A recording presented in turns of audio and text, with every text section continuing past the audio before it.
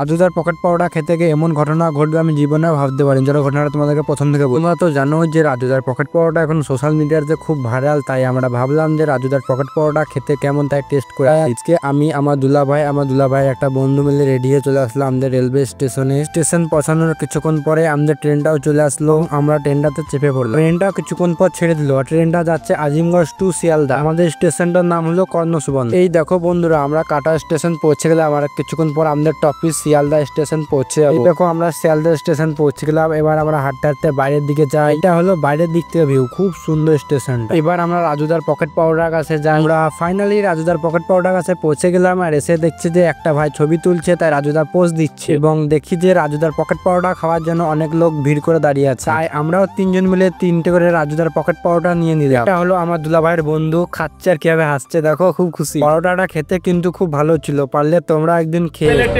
Unlimited তরকারি, একটা apple পেঁয়াজ, একটা কাঁচা লঙ্কা, একটা সেদ্ধ ডিম, মাত্র 30 টাকা।